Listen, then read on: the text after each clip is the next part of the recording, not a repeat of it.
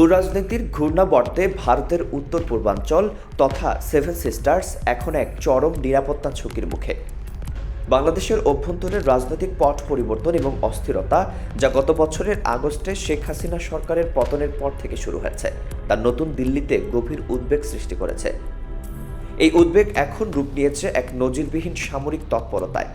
স্পর্শকাতর chicken snake বা শিলিগুড়ি করিডোরকে কেন্দ্র করে বাংলাদেশ সীমান্ত জুড়ে ভারতীয় সেনাবাহিনী একটি দুর্ভেদ্য প্রতিরক্ষা বলয় গড়ে তোলার চূড়ান্ত পর্যায়ে পৌঁছেছে। এই তৎপরতা কেবল সীমান্ত রক্ষার রুটিন কাজ নয়, এটি ঢাকাকে উদ্দেশ্য করে নয়াদিল্লির পক্ষ থেকে পাঠানো এক কৌশলগত এবং কঠোর বার্তা। ভারতের এই সামরিক সংহতির পেছনের কারণটি বেশ স্পষ্ট।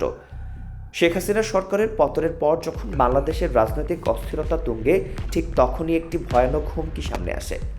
সম্প্রতি এনসিপির নেতা হাসনাত আবদুল্লাহ প্রকাশ্যেই সেভেন সিস্টার্সকে ভারত থেকে আলাদা করে দেওয়ার হুমকি দেন। এই হুমকি ভারতের রাজনৈতিক ও নিরাপত্তা মহলে ব্যাপক প্রতিক্রিয়া সৃষ্টি করে। দুই দেশের মধ্যে কূটনৈতিক ও নিরাপত্তা ক্ষেত্রে ছড়িয়ে পড়ে চরম উত্তেজনা।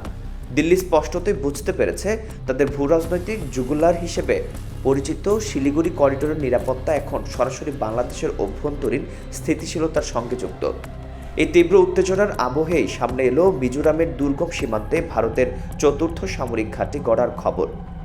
শিলিগুড়ি করিডোর, যা মাত্র 22 কিলোমিটার প্রশস্ত এবং ভারতের উত্তর পূর্বাঞ্চলকে মূল ভূখণ্ডের সঙ্গে যুক্ত করে, এই অঞ্চলের নিরাপত্তা কৌশলের কেন্দ্রে রয়েছে। যে কোনো দিক থেকে সামান্যতম সামরিক অনুপ্রবেশ বা অরাষ্ট্রীয় শক্তির উত্থান এই সংযোগ পথকে বিচ্ছিন্ন করে দিতে পারে, যা সেভেন সিস্টার্সকে ভারতের মূল ভূখণ্ড থেকে বিচ্ছিন্ন করে দেবে। এই ভয়াবহ পরিণতি এড়াতে ভারত পশ্চিমবঙ্গের চোপড়া, বিহারের কিষানগঞ্জ এবং আসামের বামনিতে কৌশলগত অবস্থানে ইতোমধ্যেই 3টি শক্তিশালী সেনাঘাঁটি নির্মাণ করেছে।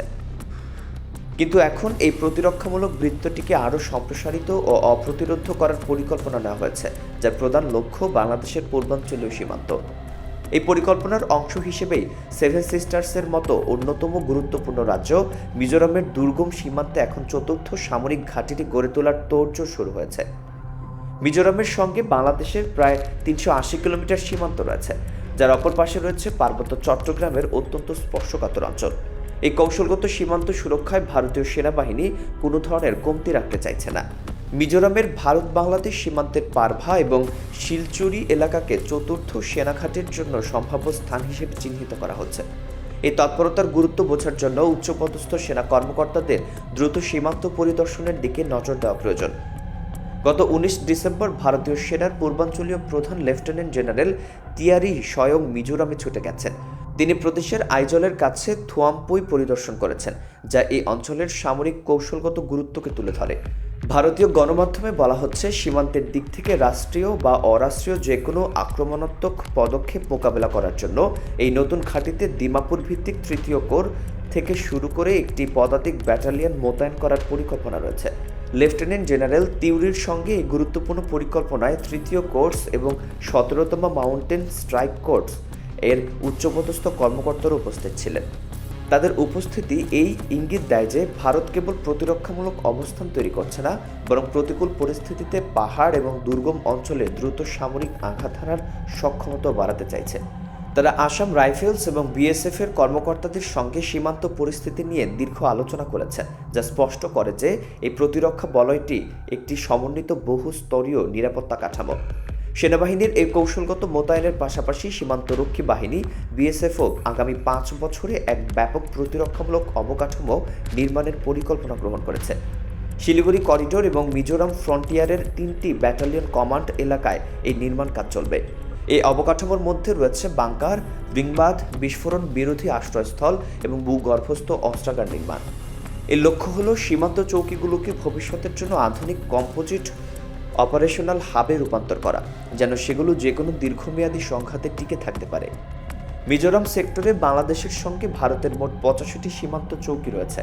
বিএসএফ এর মূল লক্ষ্য হল এই চৌকিগুলোকে কেবল নজরদারি কেন্দ্রে সীমাবদ্ধ না রেখে ভবিষ্যতের চ্যালেঞ্জ মোকাবিলায় উপযোগী গড়ে তোলা। ইতিমধ্যে মিজোরামের লুংলেই এবং লংটেলাই জেলায় 40টি এই ধরনের কাঠামো নির্মাণ করা হয়েছে এবং আরও 19টির অনুমোদন রয়েছে। এই দ্রুত গতিতে অবকাঠামো নির্মাণের কাজ চলছে, যা প্রমাণ করে নয়াদিল্লি এই নিরাপত্তা দুর্বলতা দ্রুত নিরসন করতে বদ্ধপরিকর। ভারতের সরকার ইতোমধ্যে জানিয়েছে যে বাংলাদেশের সঙ্গে ভারতের আন্তর্জাতিক সীমান্তের প্রায় ৮০% এলাকা জুড়ে কাঁটাতার বসানো হয়েছে। কিন্তু এই কাঁটাতারের বাইরেও যে নিরাপত্তা প্রয়োজন, বিশেষত যখন সীমান্ত সংলগ্ন অঞ্চলে রাজনৈতিক স্থিতিশীলতা বিপজ্জনকভাবে হ্রাস পায়, সেই প্রয়োজন থেকেই এই সামরিক তৎপরতা। পশ্চিমবঙ্গ, বিহার এবং আসামে ৩টি শক্তিশালী ঘাঁটি স্থাপনের পর মিজোরামে ৪র্থ ঘাঁটির সংযোজন স্পষ্টতই একটি সামরিক কৌশলগত পদক্ষেপ। এটি কেবল প্রতিরক্ষা জোরদার করার বিষয় নয়, বরং বাংলাদেশের অভ্যন্তরে যারা ভারতের ভূখণ্ডগত অখণ্ডতা নিয়ে প্রশ্ন তুলছে তাদের প্রতি এক কঠোর সতর্কবার্তা। নয়াদিল্লি ঢাকাকে কৌশলে বুঝিয়ে দিতে চাইছে যে সেভেন সিস্টার্সের নিরাপত্তা নিয়ে কোনো আপোষ করা হবে না। বাংলাদেশের রাজনৈতিক দল বা অরাষ্ট্রীয় শক্তি যারাই সীমান্ত ব্যবহার করে ভারতের সংবেদনশীল অঞ্চলকে অস্থিতিশীল করতে চাইবে, তাদের মোকাবিলা করার জন্য এই নবনির্মিত সামরিক দুর্ভেদ্য বলয় এখন সম্পূর্ণ প্রস্তুত। এই তৎপরতা ভারত বাংলাদেশ সীমান্তে এক নতুন ভূরাজনৈতিক শীতলতার জন্ম দিয়েছে, যেখানে সামরিক শক্তি প্রদর্শনের মাধ্যমে আঞ্চলিক স্থিতিশীলতা ফিরিয়ে আনার চেষ্টা চলছে। শিলিগুড়ি করিডোরের নিরাপত্তা এখন এক চূড়ান্ত স্নায়ুযুদ্ধের কেন্দ্রে।